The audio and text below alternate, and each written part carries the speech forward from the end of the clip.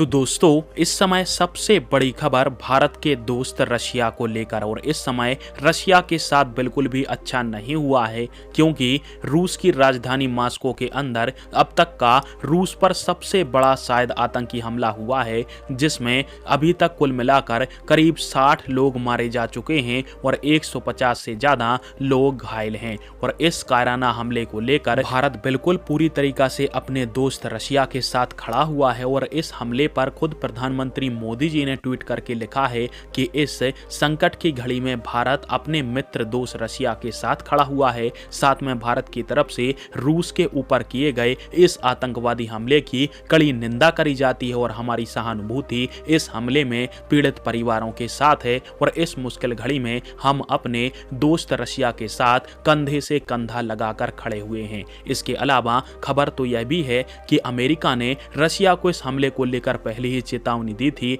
कि रूस के ऊपर इस प्रकार के हमले हो सकते हैं, परंतु रूस ने तब इसके ऊपर ध्यान नहीं दिया। हालांकि अभी भारत के कुछ लोगों का ऐसा कहना है कि हमारे दोस्त के ऊपर हमला हुआ है तो क्या भारत रशिया की मदद करेगा या फिर नहीं। मैं से आप सभी को बता दूं कि इस समय रूस की आर्मी खुद इतनी कैपेबल है कि वो आतंकवादियों को अच्छे से निपटा सकती है और उनको आसानी से ठिकाने लगाया जा सकता है। और रही बात मेडिकल इक्विपमेंट और अन्य सामग्री भेजने की, तो रूस इस समय खुद इतना कैपेबल है कि अपनी नागरिकों के लिए पर्याप्त सुविधाएं रूस खुद उपलब्ध करा रहा है। यानी इस समय भारत केवल आतंकवादी हमले को लेकर रशिया के साथ खड़ा रह सकता है। हालांकि बाद में भारत इतना जरूर कर सकता है कि यूनाइटेड नेशन में यदि रशिया इन आतंकवादियों के खिलाफ कोई नया बिल लाता है तो उस पर भारत रूस का समर्थन कर सकता है और ऐसा भारत करेगा भी।